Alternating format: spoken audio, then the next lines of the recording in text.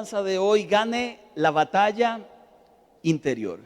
He escogido lo escrito por el apóstol Pablo a los romanos porque explica con total claridad y además con mucha transparencia y vulnerabilidad lo que significa la batalla interior. Antes de explicar lo que él dice que significa, hago la aclaración de qué bueno es escuchar grandes hombres de Dios hablar de sus debilidades. ¿No le parece? Es bueno porque cuando uno escucha grandes hombres de Dios hablar de sus debilidades, podemos entender que todos sin excepción peleamos batallas, que todos tenemos que pulsearla en esta vida, que a todos nos cuesta la vida también. En las consejerías lo que más ocurre es algo como esto: pastor, yo no sé en qué momento, pero no quiero enojarme de un segundo a otro, algo como que me toma y reviento. Y yo le pregunto, pero usted no quería enojarse, ¿no?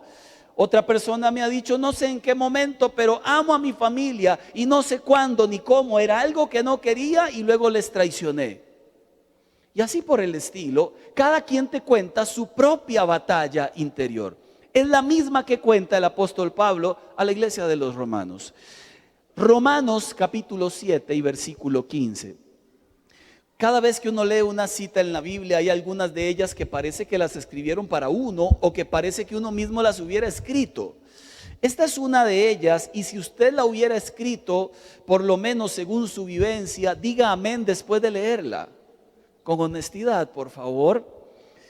No entiendo lo que me pasa, dice Pablo, pues no hago lo que quiero, sino lo que aborrezco. ¿No se escuchó nadie diciendo amén? Romanos 7:21 todavía lo hace más claro. Así que descubro esta ley, que cuando quiero hacer el bien, me acompaña el mal. Porque en lo íntimo de mi ser me deleito en la ley de Dios, pero me doy cuenta de que en los miembros de mi cuerpo hay otra ley, que es la ley del pecado. Esta ley lucha contra la ley de mi mente y me tiene cautivo. Termina con una declaración muy triste: soy un pobre miserable. Cuando él llega a la conclusión de que queriendo hacer el bien siempre se jala tortas, termina con la expresión de qué pobre miserable soy. Quisiera hacer el bien, pero a veces tratando de hacer conejos me salen sapos. Y tratando de hacer el bien termino haciendo cosas que aborrezco. Pero da la esperanza en el verso 25. Gracias a Dios. ¿Por quién? Por medio de Jesucristo nuestro Señor. ¿Sabe lo que está diciendo en este versículo? Muy a pesar de todo lo triste que dice al principio, lo que está diciendo es: como yo no puedo con mis debilidades, doy gracias a Dios porque Jesús sí puede. Y si me pego a Él, Él me va a enseñar cómo enfrentar la batalla interior. Lo cierto es que Pablo plantea en carne propia una lucha que todos vivimos. Pablo se presenta también allá en Primera de Timoteo como de todos los pecadores, mire, yo soy el peor. Hoy por hoy me asusta un poco a veces la grandeza de algunos ministros de Dios, que se presentan como los intocables, como los ungidos, los que han descubierto la revelación que le fue negada seguro a Pablo y a Pedro. Y parece que no les pasa nada, no adolecen de nada, no tienen problemas con nada. Este Pablo sí, es de carne y hueso. Y se presenta de una manera tan simple, tan sencilla. No es que abre la puerta para que pequemos, pero sí comprende lo que significa la lucha espiritual que todos vivimos. Pablo escribe a la iglesia de los Gálatas y habla de dos tipos de lucha. Le explico la primera y paso por ella muy rápido. Gálatas capítulo 5, versículo 1, por favor, si me acompaña. Gálatas capítulo 5 y versículo 1. Dice Pablo a los Gálatas, ¿puede leerlo conmigo, por favor? Cristo nos libertó para que vivamos en libertad. Parece lógico, pero no es tan lógico porque hay gente que siendo libre vive en esclavitud.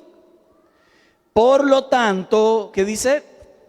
Manténganse firmes y no se sometan nuevamente al yugo de la esclavitud.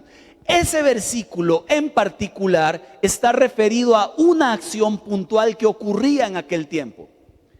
Los judíos querían que cuando un gentil no judío se convertía, se circuncidara, porque Moisés dijo en la ley que toda persona que quería pertenecer al pueblo judío debía circuncidarse. Eso era ley. Entonces Pablo dice, ustedes los gentiles no ocupan hacer algo como eso, porque entonces, ¿para qué Jesús murió en la cruz? Ustedes no ocupan andar siguiendo leyes, porque ya ustedes están bajo la gracia. Y la gracia les libera de las leyes. En pocas palabras, no somos más esclavos de leyes. Hoy por hoy hay una corriente judía que quiere que mucha gente se vuelva al judaísmo, porque dicen, hasta que no vivamos las prácticas judías no estaremos bien con Dios. Falso. Hasta que no vivamos a Cristo en su plenitud, no estaremos bien con Dios. Jesús dijo, soy el camino, la verdad y la vida. Nadie llega al Padre si no es mediante mi persona, mi vida. Esto quiere decir que en primer lugar, Dios quiere que seamos librados de esta lucha de cumplir ciertas leyes y cosas para ser salvo. Es a través de Jesús, es a través de Cristo. En esta no me enfoco en la que sigue, que es la más delicada para nosotros. En el versículo 13 de Gálatas 5 lo aclara. Les hablo así, hermanos, porque ustedes han sido llamados a ser libres, pero no se valgan de esa libertad para dar rienda suelta a sus pasiones. Dice Pablo, eres libre, pero cuidado. La libertad no significa licencia para hacer lo que a mí se me ocurra. La libertad no significa que a partir de ahora yo puedo pecar y nada pasa. Si bien es cierto, lo que nos salva es la gracia de Cristo Jesús, la libertad hay que cuidarla, porque hay gente que con libertad podría aprovechar la libertad que Dios le ha dado para pecar y pensar que no pasa nada. Y siempre pasa. Se lo voy a explicar como lo explica el apóstol Pablo ahí en Filipenses capítulo 5 y verso 16. Le hago una pequeña introducción a este de Filipenses 5, 16. Pablo dice claramente, usted cada día debe elegir cómo va a vivir la vida. O vive de manera espiritual o vive de manera carnal. Punto. O sea que hoy nosotros elegimos cómo vivir, y la batalla interior se gana cuando elegimos vivir guiados por el Espíritu de Dios. Pero cuando elegimos vivir guiados por la carne, lamentablemente perderemos batalla tras batalla tras batalla. Aquel que constantemente falla en lo mismo y peca en lo mismo y se arrepiente y vuelve a lo mismo y se arrepiente y vuelve a lo mismo, esa persona está siendo guiada no por el Espíritu de Dios, sino por su carne. Y eso es lo que Pablo dice. Tenemos libertad, no vivimos con leyes, pero cuídese de que usted no se vuelva esclavo de aquello de lo que fue libre hace tiempo, cuando Cristo lo llamó a su gracia. Y lo explica magistralmente, capítulo 5, verso 16 en adelante. Así que les digo, vivan por el Espíritu. Otra versión dice ahí, dejen que el Espíritu Santo les guíe y no seguirán los deseos de la naturaleza pecaminosa. Otra versión dice, así no buscarán satisfacer sus propios malos deseos. Ok, hasta aquí está claro. O somos espirituales o chuletones, una de las dos. Pero no existe un concepto llamado espiricarnales. O estamos de un lado o estamos del otro. Una de las dos. Y lo que es más interesante es que el apóstol Pablo va a explicar cuáles son las características de un grupo y cuáles son las características del otro grupo. O sea, no es nada más subjetivo que usted dice, ay, yo creo que soy espiritual, ay, yo creo que soy medio chuletón. Usted no puede definirlo solo porque usted lo crea.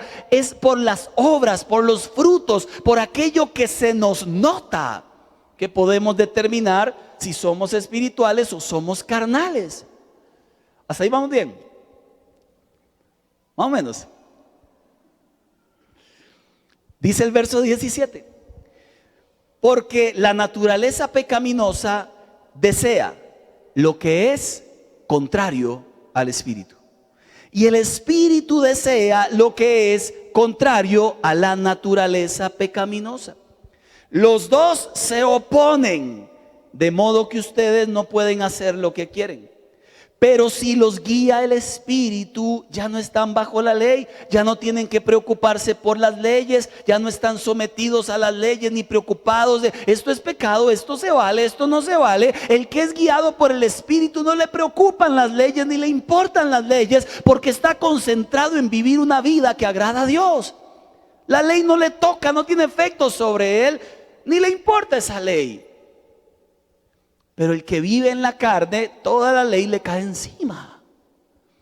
Mira el gráfico que hace el apóstol Pablo. Dice claramente: no se puede vivir al mismo tiempo de una manera y de la otra. Si vives de una manera, anulas la otra. ¿Se lo explico más simple? El que es espiritual no puede ser carnal. Y el que es carnal no puede ser espiritual. Y son inversamente proporcionales. El que es muy espiritual no se le nota la chuleta, pero el que es muy carnal no se le nota lo espiritual. O sea que no hay términos medios. En Cristo no hay términos medios. O se es y se tiene, o no se es y no se tiene. ¿Cuál es el problema con las prácticas evangélicas y religiosas? Es que de verdad a veces creemos que como repetimos lo que otros hacen, ya eso nos unge como espirituales. Voy a la iglesia, canto canciones, doy un poquito, brinco otro poquito y me voy para la casa. ¿Usted es espiritual? Sí. ¿Por qué? Porque eso hacen todos los evangélicos. Eso lo hace cualquier persona, los evangélicos, los no evangélicos, los espirituales y los no espirituales. Cuidado. No se deje engañar que repitiendo lo que hacen los demás ya nos convierte en espirituales. Pablo explica qué es aquello que es símbolo exacto de una persona espiritual. Pero antes, permítame hablarle del carnal y luego llegamos al espiritual. Me voy a enfocar en el espiritual. No tanto en el carnal, pero sí voy a hablar de lo que habla Pablo. Yo solo repito lo que Pablo escribió. Gálatas 5:19, por favor. Y si por ahí aparece alguna cosa que a usted le revuelve el estómago, mire, posiblemente el Señor esté hablando con usted. Dice la Biblia: las obras, las acciones, las conductas de la naturaleza pecaminosa se conocen bien. Y comienza la lista con inmoralidad sexual, común de nuestro tiempo.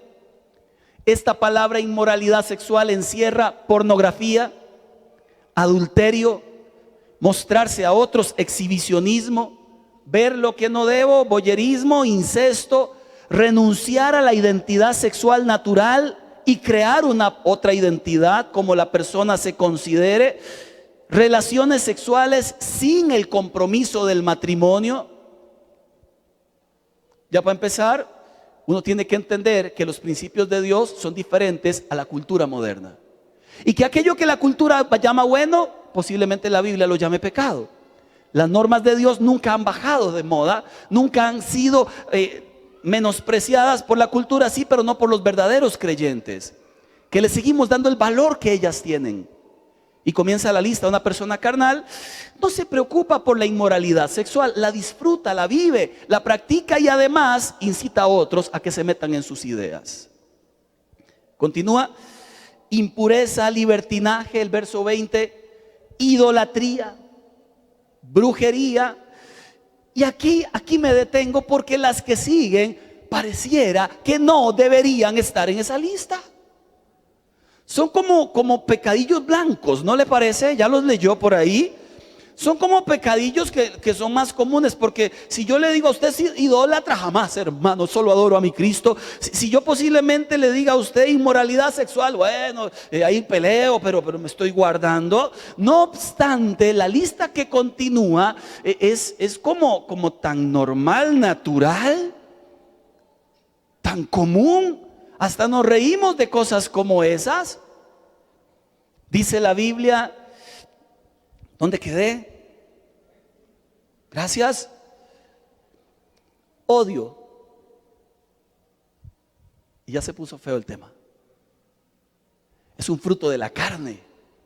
Alguien carnal vive odiando. Discordia. Alguien carnal vive peleando con todos. Celos. Alguien carnal vive anhelando lo que todos tienen y se desvive porque él no tiene lo que todos tienen. Arrebatos de ira, agárranos confesados, Señor, porque cuando uno habla de arrebatos de ira, incluso la gente dice: ay, yo soy un enojón, miras cómo me arranco, y se ríe y lo disfruta y lo luce. ¿Sabe lo que está diciendo cuando dice algo como eso? Soy un carnal, soy un carnal. No me importa la vida espiritual. Sigo. Rivalidades. Que tengo bronca con alguien y no termino de arreglarme nunca. Disensiones o divisiones. Aquella persona que disfruta andar dividiendo los grupos y dividiendo las familias y lleva un chisme de aquí para allá y cambia de iglesia y trae los chismes del otro pastor y crean divisiones, sectarismos.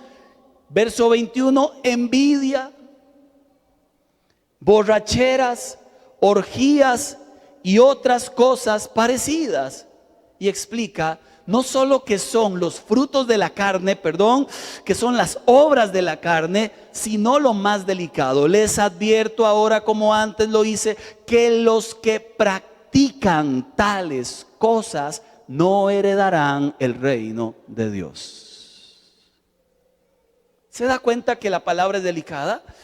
No solo nos está diciendo que muestran estas obras la carnalidad de una persona, sino que además esta persona que lo practica, no que de tanto se enoja o no que de tanto falla, eso todos, ¿verdad? Sino que vive en la práctica y no quiere salir de ella, disfruta la práctica, cualquiera de estas, vive ahí metido y no da un paso para salir de ella. Esa persona, dice la Biblia, no hereda el reino de Dios. Entonces alguno le dirá a uno: pastor, usted solo de condenación habla. Todo lo contrario. Hablo de esto para que no haya condenación. Hablo de esto para que haya libertad en el corazón. Hablo de esto para no vivir como gente carnal, sino como espiritual. Hablo de esto para despertar nuestra conciencia. Porque solo hay dos estilos de vida con los que se puede vivir. ¿Cuáles son? ¿Espiritual o carnal? ¿Sabe qué es la parte interesante? Que ahora Pablo va a explicar cómo es una vida espiritual. Yo hice la lista, debo reconocer, primariamente por mí. Cada vez que enseño, hago mi tarea, me miro frente al espejo y analizo todas las cosas. A veces quedo bien, a veces más o menos, a veces quedo debiendo. Y cuando quedo debiendo me predico más duro. Porque de alguna forma no quiero ser de aquellos que predicaron y al final usted se salva y yo no llego. Yo quiero predicarle que lleguemos juntos, hermano, créame. Entonces, cuando analizo el fruto del Espíritu, que es uno manifestado de muchas formas, analizo si yo tengo estas cosas. Debería tenerlas, porque resulta que el fruto del Espíritu usted no lo crea, ni yo. Se da por naturaleza, por pasar pegado a Dios. Cuando usted es una persona de oración, de lectura de la palabra, que invierte tiempo en buscar de Dios, Dios siembra en su corazón las semillas de su Espíritu Santo. Eso germina y produce su fruto. No tenemos que invertirlo ni crearlo, no tenemos que imitarlo. El fruto se nota y sale producto de su relación con Dios. Esto quiere decir que una persona que está lejos de Dios posiblemente no se le va a notar este fruto. Podría imitarlo, pero no es genuino. El fruto es el resultado de pasar en la presencia de aquel que siembra en mi vida, y ese fruto sale por naturaleza. Le doy un ejemplo. El fruto de estar casado con alguien que hace deporte, por ejemplo, la muchacha que está casada con un futbolista en Costa Rica, el fruto de esa relación es fútbol. Y usted verá que las conversaciones rayan en fútbol, porque la vida entera se les va en fútbol. Y alguien que se pega a alguien que solo de fútbol habla, posiblemente con el tiempo solo de fútbol termine hablando. Se nos pega aquello que tienen los demás cuando son muy fuertes en nuestras vidas. Alguien que ve novelas, párese un ratico con alguien que ve novelas. Y usted termina hablando del inútil, de Pasión de Gavilanes, de Betty la Fea, que la van a volver a dar. Mire, usted termina hablando de lo que aquella persona tiene, porque es tanto que se le sale, y usted termina compartiendo acerca de el que habla de política, el que habla de pirámides, el que habla de Dios, péguese a Dios. Y el fruto de su espíritu a usted se le va a salir. Se le pega la esencia del Señor. Ahora sí, no hay que ir a correr a buscarlo. ¿Se tiene o no se tiene? ¿Cómo se logra? Péguese a Dios. Péguese a Dios otra vez. En casa, todos los días, como se lo predicaba la semana pasada. Y el fruto comienza a verse otra vez. Leo lo que escribe Pablo. Dice el apóstol Pablo, capítulo 5, verso 22. Usted conoce estos 9 frutos que algunos comentaristas los han enmarcado en 3, 3 y 3. Y ya le explico por qué. En cambio, ya hablamos del carnal. En cambio, el fruto del espíritu, lo que se debería ver en una persona, así es como gana su batalla espiritual, es, ¿puede leerlo conmigo? Se lo sabe, ¿verdad? 1, 2, 3, amor, alegría, paz, paciencia, amabilidad, bondad, fidelidad, humildad y dominio propio. Ya, ¿y cuántos salimos mal, bien, más o menos? Qué feo. Hablemos de los 3 primeros. Los 3 primeros, algún escritor decía que pareciera que los 3 están dedicados de una actitud del ser humano hacia Dios. Igual aplican hacia los demás. Amor, alegría, que también se traduce como gozo y paz. Alguien real, auténtico, espiritual, tiene en su vida y se le nota el amor, el gozo y la paz. ¿Cómo vamos ahí? Voy a explicarlos un pelo nada más. Algún día vamos a predicar una serie de cada uno de ellos y en cada enseñanza vamos a hablar específicamente de cada uno de ellos. Amor, alguien que ama es alguien que ama a Dios por elección y no por emoción. Lo ama en las buenas, lo ama en las malas, lo ama cuando responde y lo ama cuando siente que no le responde. Es alguien que ama a Dios, que sigue a Dios, que se ha comprometido con Dios y como ama a Dios, ama a los demás. Vive sacrificialmente para Dios, porque dice la Biblia que el que no tiene amor, de nada le sirve lo que haga. De nada. Esto quiere decir que quien ama no hace nada indebido, pero no denuncia pecados de otros, no tiene frialdad con Dios, no odios, no críticas, no chismes, no resentimientos, porque ama. Número 2, esto me lleva al gozo. El gozo es más allá y más grande que una alegría pasajera. Tiene que ver con la confianza que tengo en las promesas de Dios que aún me hacen estar alegre en medio de las circunstancias más adversas. Tengo gozo. No es alguien con angustia desesperante, ni con la idea de volver atrás, ni que se aparta y vuelve. Es alguien firme en las promesas de Dios y se le ve siempre el gozo a pesar de que tenga situaciones difíciles por resolver. Amor, gozo, paz. Es la serenidad del corazón. Está confiado en que está salvo por Cristo Jesús. Tengo un amigo que una vez cuando yo jalaba con Jackie, era novio de Jackie, ella vivía en el llano, pero de Alajuelita. Es que hay un llano aquí de Zampa, pero hay otro llano en Alajuelita y curiosamente los dos quedan en una montaña. Es muy raro, pero así les llaman. Es como el único pedacillo de llano que está en la montaña, el llano. Y subí hasta el llano yo de Alajuelita, un poquito más abajo de la cruz, allá de Alajuelita, por ahí viven los suegros todavía. Y yo iba a marcar hasta ahí. Lo que pasa es que me aprendí las curvas. Hay una curva que se llama el codo del diablo. Como yo era cristiano me lo pasaba rápido para que sepa, ¿verdad? Que a mí ningún codo me puede botar. Un día venía con unos músicos de la iglesia y subimos y teníamos que estar en la iglesia y mire, nos agarró tarde, yo estaba con Jackie, con ellos, corramos, en 2 minutos 30 segundos llegué desde la cruz hasta el centro de Alajuelita. El carro, pero ya yo me sabía las curvas irresponsablemente. Uno de ellos, el músico, venía pálido y decía: Señor, ayúdanos, Padre, ayúdanos, Señor, Marco, Padre, angustiado. Y a mí se me salió a decirle: brother, pero ¿por qué se asusta? ¿No está seguro de su salvación? Él me miró y me dijo: no,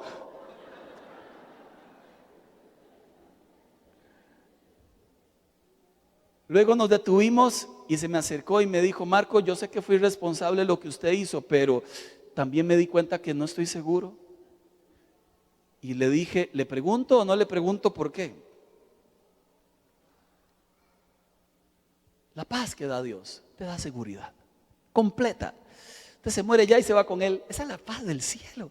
Y eso nadie nos lo puede quitar. Pase lo que pase, venga lo que venga, la paz que te da Dios es que Él estará contigo y te protegerá de todo. Esa es la paz que nadie te puede quitar. Por eso hay gente que pierde familia y tiene paz. Hay gente que pierde trabajo y tiene paz. Hay gente que pierde relaciones y tiene paz, porque Dios es más grande que la relación.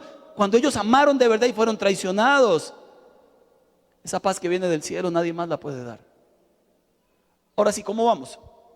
La espiritualidad auténtica se nota en que alguien tiene amor, gozo y paz.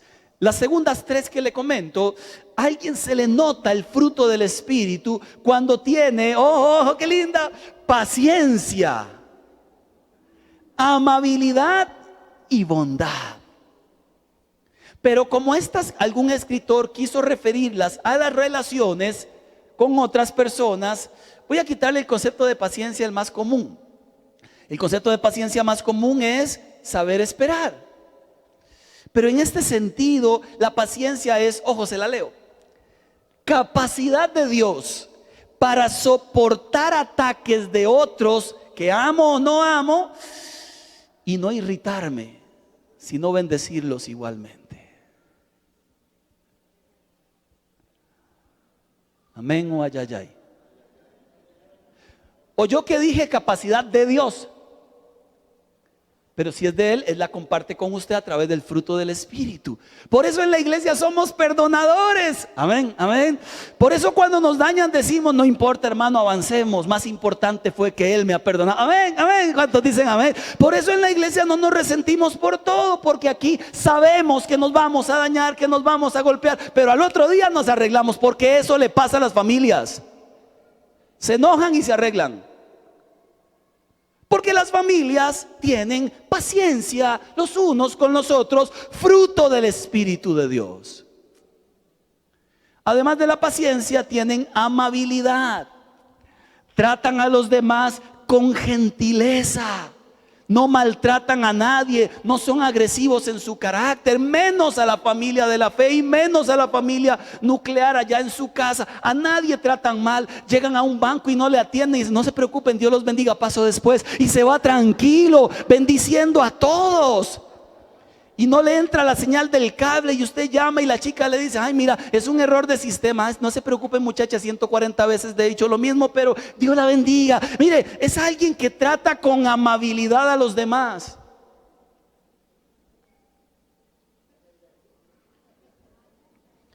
Qué feo se ve uno cuando se enoja, feo. Le cuento un pecado porque yo le estoy predicando a usted y usted dice: que dichoso el pastor, que ya todo lo superó. Llegué a esta empresa de telefonía que se llama, y está ahí en el otro lugar. Ahí, qué muchacha más odiosa hay ahí, por Dios. Y yo llegué con cara de amabilidad, cuerpo de amabilidad y cara de amabilidad, todo, cejas de amabilidad, sonrisa de amabilidad. Saludé: buenos días. Miré el nombre. Yo siempre les digo el nombre a la gente que tiene el nombre. No me acuerdo cómo se llamaba, pongámosle Rosemary, no sé. Buenos días, Rosemary. Ella está en la computadora y sin mirar me dice: sí. Yo me le quedo viendo al frente hasta que me vuelva a ver. Entonces sigue y vuelve a ver: sí, me repite.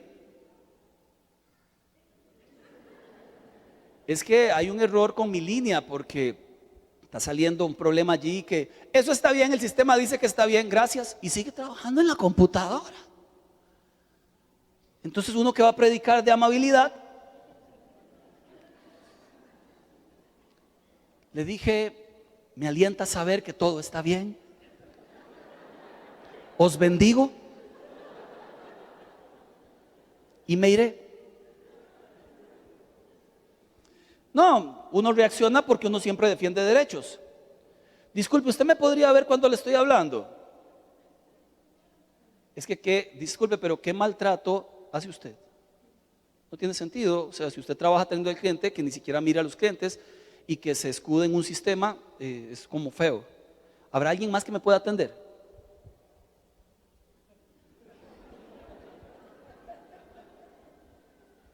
Y encima reacciona feo y me dijo dos cosas, yo otras dos, y le dije, andaba con Fío dándole un ejemplo de ternura, y le dije, Fío, vámonos de aquí, aquí nadie sabe atender. Y salimos de ahí, fuimos a otro lugar y en el otro lugar se atendieron bien. Y ya, se arregló todo, ¿verdad? No, le di un ejemplo a Fío de cómo enojarse, no de reclamar algo que es válido, sino de la amabilidad que no se puede perder. Recuerde aquella frase que dice, lo cortés. Está en primera de Jesús 16:15, ¿se acuerda? Lo cortés no quita. Seamos amables y aprendamos de los errores. Y si alguna vez reaccionamos feo, enmiéndelo, pida perdón, busque a la gente, haga lo que tenga que hacer, porque el fruto del Espíritu se muestra en la amabilidad. Y sobre todo en casa. Sea amable con la esposa. ¿Cuántas dicen amén a eso? Ahí está. Sufridas, amadas, sufridas. Sea amable con los hijos. Amabilidad, bondad, es la generosidad de un corazón que se refleja en los hechos por los demás. Dadivoso, no es egoísta. Entonces, una persona con el fruto del Espíritu Santo tiene en sí mismo amor, alegría, paz, paciencia, amabilidad, bondad y tres más. Y termino. Tres más. Es fiel. Leal, es humilde y tiene dominio propio. Cuando hablamos de fidelidad, es leal para Dios, pero leal para su familia también. No expone en riesgo a su familia, no expone en riesgo las finanzas personales, no expone en riesgo la amistad. Nunca hablará mal de la gente que ama, nunca. Es leal, es fiel. Se puede confiar en él, en ella. No es traidor, ni divisor, ni falso, ni chismoso, ni hipócrita. Es leal. Y qué lindo es cuando uno dice, se puede contar contigo para todo. Dos más, es humilde. Se somete a la voluntad de Dios, tiene un corazón enseñable. Usted le corrige y dice, gracias por la corrección, vamos a poner en práctica lo que me estás diciendo. Además, no tiene aires de grandeza y mira a todos como oportunidades para bendecirlos. No se mira como el más importante por encima de los demás. Y la última, ¿cuál es esa última? ¿La decimos o no? Ya la dijimos.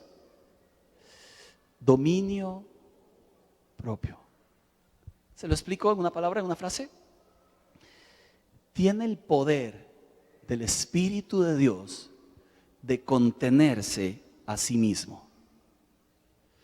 No adicciones, se contiene. No explosiones de ira, se contiene por el poder de Dios. No adicción al trabajo, se contiene y disfruta en familia. No adicción al mal carácter, se contiene. No adicción al desánimo, se contiene. Tiene la capacidad de Dios de poner a raya su vida. Ahora, no se trata de tener uno o dos. Se trata de tener el fruto del Espíritu. Es un paquetito, es un combo. Te dan los 9 de una vez. Ahora, de que algunos se nos noten más por demás. Ahora, problema si no hay ni uno de esos. O problema cuando alguien está dedicado a la carne, pero espera que se le vea el fruto del Espíritu en su vida. Eso es un problema. El fruto del Espíritu en alguien, entonces, se lo repito, amor, alegría, en medio de cualquier situación, paz, que le da esperanza de salvación, paciencia para soportar la gente que le hace daño, amabilidad para tratar a todos por igual bien, bondad para con todos los demás, no piensa solo en sí mismo, fiel, leal, se puede contar con él, no es traicionero, humilde, y tiene su cuerpo, su vida, su mente, su sexualidad a raya. ¿Sabe? Compartía algo de esto con unos amigos hace poco y llegamos a una conclusión final. Hablábamos de fácil no es, para nosotros nunca lo será, Pegados a Dios, el fruto sale por naturaleza. Lejos de Dios, lo que se nos va a ver es la carne todo el tiempo. Fácil no es. No obstante, llegué a un versículo de esos que suelen ser muy reveladores. Póngale atención y con este versículo terminamos, por favor, y le pido que lo busque allí en su Biblia. Mateo capítulo 7, verso 15, por favor. Mateo capítulo 7, versículo 15 al 23. Hay un gran problema cuando la gente confunde un don con el fruto del Espíritu. Son dos cosas diferentes. Pero aquí lo explico todavía mejor. Comienza el versículo 15 de Mateo 7. Por favor, ráyelo allí, márquelo con un Pilot o si es en el celular, ya hay un marcadito que usted le hace con el dedo, depende del celular. ¿Lo tiene? Dice la Biblia, ya lo ponemos, cuídense. ¿De quiénes? De los falsos profetas. Vienen a ustedes disfrazados de ovejas, pero por dentro son lobos feroces. Le explico algunas lecciones. Lección 1. Hay creyentes que hablan en nombre de Dios, pero son falsos. Y hay otros que hablan en nombre de Dios, pero son verdaderos. Instrucción: aléjese de los falsos, porque son lobos y los lobos comen ovejas. Y usted es oveja y si se le para a la par de un lobo, ese lobo mínimo le va a mordisquear. Aléjese de ellos. Ahora, la segunda lección: los que hablan en nombre de Dios, que son falsos, usan disfraz. Se lo digo en una frase folclórica: se disfrazan de cristianos y hacen cosas que hacen los cristianos para parecer cristianos, pero no son cristianos, porque si fueran cristianos no solo harían cosas de cristianos, sino que por dentro serían cristianos. No se la voy a repetir porque ni yo la podría repetir. Tercera lección: el único modo de descubrir a alguien falso de alguien real es mirándolo por dentro. Cuando estaba haciendo esto en casa, yo estaba preparando la enseñanza y yo preparo enseñanza hablando. Yo me predico, hablo conmigo mismo, en teoría, ¿verdad? Hablo con Dios, le pido sabiduría, pero al mismo tiempo hablo conmigo, hago una terapia ahí conmigo mismo. Y Tiago estaba a la par y yo dije la frase: el único modo de descubrirlos es mirándolos por dentro. Tiago me miró mientras jugaba con su dinosaurio y me dijo: papi, no se puede ver a alguien por dentro. Y yo le dije: Tiago, sí se puede. Luego me pregunté, ahora cómo se lo explico, ¿verdad? Porque tiene apenas 5. Por cierto, los cumplió ahora el 16 de enero, ya tiene 5. Ok, lo cierto es que ahí está Tiago haciéndome la pregunta: ¿se puede mirar a alguien por dentro? Sí, dice la Biblia y Jesús, mirándole el fruto que da por fuera. ¿Y usted conoce a alguien por dentro? Entonces aquí alguien me va a decir: pastor, pero ¿y si aparentan? Porque hay gente buenísima aparentando, ¿no le parece?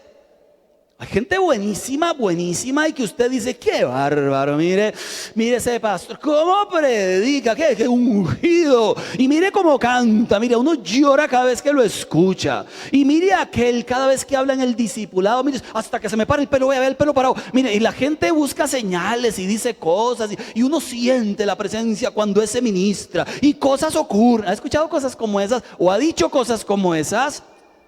No se engañe. Uno podría estar viendo un don de alguien y no el fruto. Se lo explico porque aquí lo explica Jesús mejor que yo. Dice el verso 16: por sus frutos los conocerán. Y explica simple: ¿acaso se recogen uvas de los espinos? No. ¿Higos de los cardos? No. Del mismo modo, todo árbol bueno da buen fruto, el árbol malo da malo fruto. Un árbol bueno no puede dar fruto malo, un árbol malo no puede dar fruto bueno. Todo árbol que no da buen fruto se corta, se arroja al fuego, así que por sus frutos los conocerán. No sé si puede conocer el corazón de alguien. Mira el fruto. Y viene la parte que parece contradictoria. Por favor, último versículo, verso 21. Jesús hablando: no todo el que me dice Señor, Señor, entrará en el reino de los cielos. Esto quiere decir que le está hablando a la iglesia, porque es en la iglesia primariamente donde al Señor le decimos Señor. Y se para a decirnos acá, no todo el que me llama Señor va a entrar. Y luego explica cuál es la diferencia entre uno y otro, cuál sí entra y cuál no entra. Entrará en el reino el que hace la voluntad de mi Padre que está en el cielo. Y muchos van a decir, Señor, hicimos tu voluntad. Ojo las cosas, no profetizamos en tu nombre, no expulsamos demonios en tu nombre, no hicimos muchos milagros en tu nombre. Lo que ellos hacían eran obras buenas, milagros, sanidades, expulsiones de demonios. Lo que ellos hacían eran obras buenas. Y pareciera que este tipo de obras suelen hacerlas los líderes más prominentes de hoy día. Sanidades. Usted ve a alguien sanando en el nombre del Señor y usted dice, ese es un hombre de Dios. Usted ve a alguien profetizando y que todo se cumple en el nombre de Dios, posiblemente usted dice, esa es una mujer, un hombre de Dios. Usted ve a alguien echando fuera, ese es un hombre de Dios. Y el Señor les va a decir a ustedes, no los conozco. No se trata de hacer cosas y tener dones de Dios para hacer cosas. Se trata de ser por dentro una persona llena del fruto del Espíritu de Dios. Por eso es que no podemos dejarnos impresionar por un don de alguien. ¿Qué concepto tiene usted de mí? Pregúntele a Jackie. No me valore solo por cómo predico, ni como canto. Ay, cosito, ¿verdad? Si no lo digo yo, no me lo dice nadie. Valóreme por mi vida con Jackie, por mi vida con mis hijos. Ahí usted podrá decir, ¿es o no es un hombre de Dios? Ahí usted podrá decir, tiene un don, pero no el fruto del Espíritu. No valora a la persona de iglesia porque canta lindo, porque sirve, porque reparte comida a indigentes. Valórelo porque el fruto de Dios se le sale en su hogar, en su trabajo, donde quiera que vaya. Esa persona no tiene problemas con la ley. No ocupa andar preguntándose qué es bueno, qué es malo. Vive para Dios. Termino. Ya le dije que terminaba. Gálatas 5:24, y con ese termino. Y quisiera que lo leamos juntos. Alguna vez lo puse también al final de una enseñanza, pero aquí está justamente en la enseñanza justa. ¿Lo puede leer conmigo, por favor? Los que son de Cristo Jesús han crucificado la naturaleza pecaminosa con sus pasiones y deseos.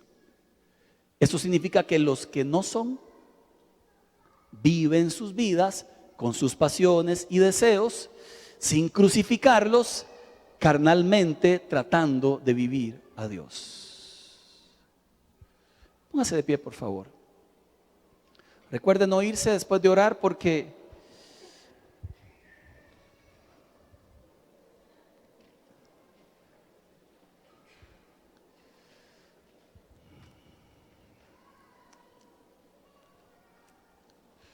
míreme un segundo, porfa. Recuerde que siempre que terminamos la oración al final es el cierre más importante de que Dios pueda tocar nuestro corazón. Cuando uno predica, yo siempre me hago la pregunta lógica: ¿es conmigo? ¿Es conmigo? Ese día que charlábamos y donde Dios me da el tema, y charlamos acerca de quién sí, quién no, el que lo tiene o el que no lo tiene. Aquí es un asunto simple: o tenemos el fruto del Espíritu o no. Y si no tenemos el fruto del Espíritu, nos metimos en una vida carnal y le entregamos la vida a Dios para vivir diferente. Analícese, que el mismo Espíritu Santo hable a su corazón, que pueda revelarle a su vida cómo está usted con Él. Yo de aquí a todos los veo bellísimos, y de allá para acá también, ¿verdad? Espiritualmente. Pero cuando echamos cabeza a cada una de estas cosas, tenemos que ser honestos y pensar qué me falta. Porque si me falta su fruto, es que me falta presencia de Dios en mi vida diaria. Señor, en el nombre de Jesús oramos. Podría levantar sus manos al cielo. Presentamos nuestras vidas, nuestros cuerpos, nuestras mentes. Presentamos nuestros corazones. No queremos vivir vidas carnales teniendo al Espíritu Santo con nosotros. Queremos el fruto de tu Espíritu, ese que produce en nosotros amor, paz, alegría, ese que nos hace ser amables y perdonadores, bondadosos, ese que nos hace tener paciencia, ser leales, humildes, y ese que nos da el poder para controlar nuestra vida y ponerla a raya. Si lo tiene a bien, dígalo conmigo: te pido perdón por mis pecados. No solo por no buscarte como debo, sino por vivir dándole rienda suelta a mi carne. Hoy te entrego mi corazón, Señor. Si alguna vez lo había hecho de mentiras o no, hoy te entrego mi vida y hago un nuevo pacto contigo, Señor, si es que vale esa palabra. Me comprometo a seguirte y servirte y suplicarte que me des la fuerza cada día para terminar mi carrera. Escribe mi nombre en el libro de la vida. Y para algunos de aquí, hoy tienen que hacer esta oración. Hoy tomo decisiones para romper con pecados. Hoy tomo decisiones para dejar atrás conductas que me esclavizan. No es solamente un juego en mi vida, no es solamente una caída repetida. Tiene que ver con una práctica que me puede, Señor, producir un mal eterno. Hoy quiero hacer las cosas bien y quiero que el fruto del Espíritu se vea en mi vida y no las obras de mis pasiones. Hoy, Señor, me arrepiento y hago un compromiso contigo, Señor, de hacer lo que tengo que hacer, de buscarte como tengo que buscarte y de amarte como tengo que amarte. Así, con sus ojos cerrados, si alguno ha hecho ese compromiso, levante la mano al cielo y dígale: Señor, has hablado a mi corazón. Levante su mano al cielo y dígale: Dios, es conmigo, has hablado a mi corazón. Y haré lo que tenga que hacer para detener aquellas cosas en mi vida que no le suman a la espiritualidad. Y entenderé que aquí, Señor, no se puede a medias. O estoy de un lado o del otro. Hoy elijo tu espíritu. Hoy elijo el fruto de tu gracia y de tu amor. Hoy elijo la espiritualidad, Señor, consciente de que alguna vez me llamarás a tu presencia y tendré que dar cuenta de esto que escuché. Consciente que no podría decir: no sabía, Señor. No podía ese día asegurar que no sabía. Ya lo sabemos. Y viviremos para ti. Oramos en el nombre de nuestro Señor Jesús. Y la iglesia dice: amén, amén.